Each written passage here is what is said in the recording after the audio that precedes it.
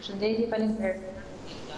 Zëra Tabaku, si konsideroni ju deri tani ndihmën edhe nga qeveria me 2 paketat për të përballuar situatën aktuale të shkaktuar nga COVID-19? Senata nuk ka qenë ndonjëherë prioriteti i kësaj qeverie mbështetja financiare e grupeve të ndryshme, sidomos atyre në nevojë. Ne kemi ngritur shqetësimin bashkë, kemi diskutuar edhe më parë, kemi ngritur shqetësimin që të dyja paketat janë të pamjaftueshme. Ndërkohë që flasim, sapo publikoi FMN-ja raportin e saj javor për mbështetjen në ekonomi të vendeve të ndryshme të rajonit dhe Shqipëria jep mbështetje vetëm 0,8% e produktit të brendshëm brut, pothuajse rreth 100 milion euro që shkon drejt për drejt në ekonomi. Dhe kjo është vetëm në letër. Të mos harrojmë që deri më sot janë paguar më pak se 10 milion euro nga paketa e parë dhe pothuajse po aq nga paketa e dytë dhe janë shpërndar vetëm 10.000 pako ushqimore siç vërtetoi dhe Partia Demokratike.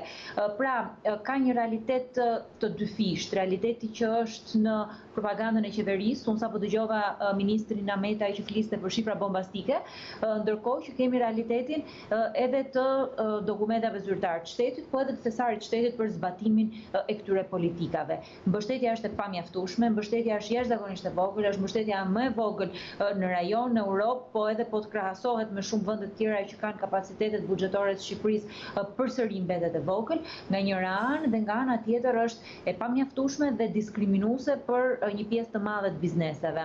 Të mos harrojmë që shqetësimet që ne kemi ngritur që në fillim, kur kjo paketë u prezantua, vazhdojnë që ndrojnë edhe sot. Jo për të bërë dishepuj dhe jo për të thënë që çdo gjë që thot Partia Demokratike realizohet, por ka ndodhur faktikisht ajo që ne parashikuam. Është lënë përjashtë 90% e familjeve, 90% e bizneseve, kanë marrë një numër shumë i vogël biznesesh dhe kjo mbështetje që ato kanë marrë ka qenë e pamjaftueshme sepse kanë pasur shpenzime për taksa, tatime, tarifa vendore, që siç faktoi përsëri Partia Demokratike ka pasur një rritje të disa prej këtyre tarifave vendore. Ndodhemi në një situatë jetese shumë të vështirë dhe në momentin kur kanë kaluar 2 muaj nga kriza, qytetarët e dinë që nuk mund të presin më gjë nga qeveria, sepse ka dështuar, ka qenë amatoreske, ka qenë e paqartë, ka pasur mungesë transparence dhe ka lënë në mëshirë të fatit ato që kanë më shumë nevojë. Bizneset e vogla, grupet e ndryshme sociale, të punëtuar dhe pjesën më të madhe të ekonomisë. Megjithatë, ju çfarë keni propozuar dhe a duhet një paketë tjetër ndihme? Partia Demokratike kishte propozuar që në kryetëherës një paket të plot dhe kishte konceptuar në 3 faza këtë situatë. Faza e parë, që ishte faza kur bizneset do të qëndronin të mbyllura, që me sa duket pothuajse ka kaluar, dhe gjatë kësaj faze kishin propozuar një shtyrje të tatimeve në kohë, sepse nuk kishte fitime dhe nuk kishte aktivitet ekonomik, kishin propozuar një pezullim të tarifave vendore, kishin propozuar uljen e disa taksave të caktuara për të nxitur dhe për të stimuluar konsumin, dhe një mbështetje të drejtë për drejtë me një paket mbështetje buxhetore që shkonte për biznesin e vogël deri në 90 milion euro, ndërkohë që kishte njëkohësisht edhe për të punësuarit, për sektorët veçantë, për turizmin, për bujqësinë. Ne këtu bashkë kemi diskutuar përpara 2 muajsh që të jenë sektorët më të prekur dhe ashtu po rezultojnë që janë sektorët më të prekur dhe kanë marrë 0 ndihmë sot e kësaj dite nga qeveria. Kemi prezantuar dhe një paket për biznesin fason, duke qenë se ka një tipologji të veçantë dhe mund të ketë një transmetim të virusit si rezultati kushteve të punës dhe mënyrës se si punohet në këtë sektor. Pra, kishim bërë një paket të plot, të menduar për fazën e parë kur bizneset do të ishin mbyllur. Çfarë do të ndodhte në fazën e dytë kur tani aktiviteti ekonomik po hapet, sepse po hapet aktiviteti ekonomik, po të shikosh të gjitha dyqanet janë bosh. Nuk ka xhiro dhe nuk ka likuiditet sepse po ndodh ajo që parashikuam, nuk ka para biznesi, nuk ka para qytetari, nuk ka para familja shqiptare. Nga njëra anë biznesi është lënë mëshirë të fatit, nga ana tjetër po ulin pagat dhe po edhe sektori publik që kishte një nivel caktuar të ardhësh nuk ka mundësi më të konsumoj dhe po krijoi një pesimizëm të pashoqin ekonomik që nuk ka ndodhur në këto 30 vite. Ndërkohë që kishim menduar dhe për një fazë të tretë, pra faza e dytë për nxitjen e aktivitetit ekonomik, për likuiditetet, dhe kishim menduar dhe për një fazë të tretë për ato biznese që ndoshta do të kishin një periudhë më të gjatë mbyllje, si rasti fasonerive dhe call centrave për karakteristikat të tyre të punës. Pra, mbështetje buxhetore, që varionte nga 90 milion euro për biznesin e vogël deri në 120 milion euro për të punësuarit në biznesin privat, për bizneset që do të mbylleshin, dhe stimuj për grupe të ndryshme sociale. Kishim menduar dhe për mbështetje për shëndetësinë, stimul për shëndetësinë, dhe nga ana tjetër kishim propozuar shtyrje në kohë të pagimit të tatimeve dhe njëkohësisht pezullim të disa taksave të cilat nuk duhet ishin aktive sepse nuk ka aktivitet ekonomik. Këto u ranë në vesh të shurdhët dhe u zbatuan keq, ose u zbatuan dhe u kopjuan keq në pjesën më të madhe të rasteve dhe ndodhemi në këtë situatë që ndodhemi sot, me mbështetjen më të ulët të mundshme dhe me një situatë varfërie në rritje që po kthehet në një problem të vërtet social. Megjithatë, duket se qeveria ka shkurtuar një pjesë të fondeve për koncesionet, a janë të mjaftueshme? Qeveria nuk ka shkurtuar atë që duhet. Ndërkohë që ne flasim tani në parlament është duke u diskutuar shtesa për një koncesion të ri që qeveria e ka dhënë para 3 vitesh dhe është duke rinovuar dhe duke zgjeruar aktivitetin dhe objektin e këtij koncesioni. Nuk janë prioritet qytetarët, nuk janë prioritet shtresat në nevojë, nuk janë prioritet pensionistët, nuk janë prioritet të varfrit. Për këtë qeveri prioritet janë ata që i mbajnë me para dhe ata që deri më sot siç duket i paska mbajtur në pushtet. Janë 10 a 12 persona që marrin tendera dhe koncesione. Janë 12 koncesione sanida që marrin pothuajse 120 milion euro pagesa të drejtë për drejtë nga buxheti i shtetit. Ndërkohë që qeveria shkurtoi pothuajse 20 milion euro, të cilat lidheshin me disa koncesione që të jemi realist janë koncesione që paguheshin kot. Inceneratori i Fierit që qeveria ka pezulluar pagesën, ka 3 vite që paguhet dhe aty nuk zhvillohet asnjë punë. A e di që nuk është vendosur akoma asnjë tukë inceneratori i Fierit dhe vazhdon paguhet? A e di që është paguar inceneratori i Tiranës i plot për 4 muaj të gjithë pagesën vjetore që duhet paguante për 4 milion euro? Pra, këto janë duke u fokusuar tek prioritetet e tyre dhe prioritetet e tyre nuk janë shqiptarët. Prioritetet e tyre janë këto 10 a 12 kompani që kanë marrë dhe kanë glabëruar çdo gjë nga buxheti i shtetit. Ne propozuam njëkohësisht që ka dhe hapësirë tek shpenzimet e luksit. Ka hapësirë pothuajse rreth 120 milion euro. Propozuam që ka hapësirë tek tenderat dhe procedurat e prokurimit të cilat ishin për element jo thelbësor që nuk kanë lidhje me pandeminë. Pra, në total mund të gjenerohesh nga buxheti i shtetit pothuajse 260 milion euro. Dhe çfarë bën qeveria? Qeveria prek ato koncesione të cilat nuk kishin pagesa dhe ose pagesa në mënyrë të dukshme korruptive dhe që nuk kryen në asnjë aktivitet, dhe nga ana tjetër lë të paprekur një pjesë të madhe të pagesave të koncesioneve, të cilët duhet ishin pezulluar menjëherë sepse kështu e thot kontrata koncesionare dhe kështu e thot ligji.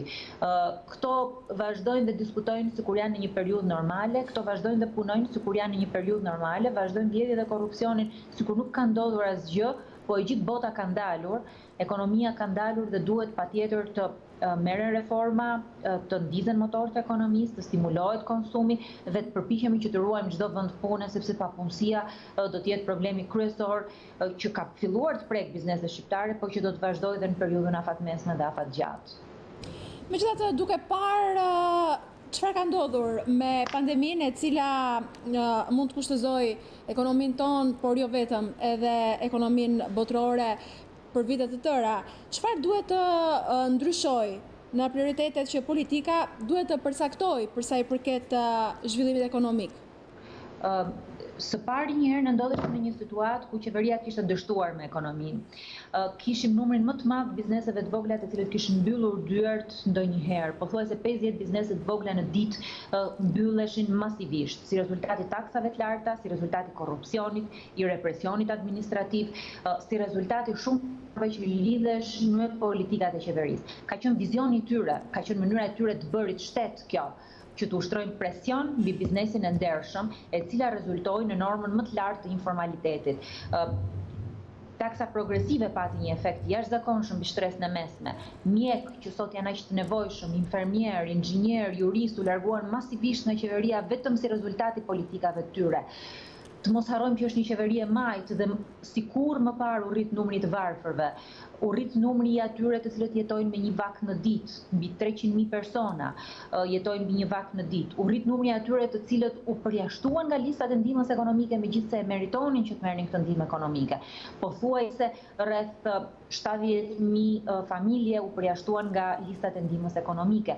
Pra ka një sër faktorësh që tregojnë që drejtimi që ekonomia mori në këto 6 vite nuk ishte i duhuri, që Shqipëria sot është më e varfër, që Shqipëria është e shpopulluar dhe që Shqipëria fatkeqësisht po vuan korrupsionin e pashoq që ka ndodhur në këto 6 vitet e fundit sikur 30 vite më parë. Vetëm nga raporti kontrollit të lartë të shtetit është evidentuar që janë 7.2 miliard euro dëme, janë 7.2 miliard euro vjedhje buxhetit të shtetit dhe të gjitha këto janë si rezultati politikave të tyre. Ne ndodhemi shumë vonë në këtë fazë për të dhënë sugjerime dhe për të bërë ndryshime. Në fillim në 2013 të gjithë janë koshent dhe e dinë që opozita është përpjekur që të japi një drejtim ndryshe, me aq mundësi dhe me aq instrumenta sa ne kishim në dorë.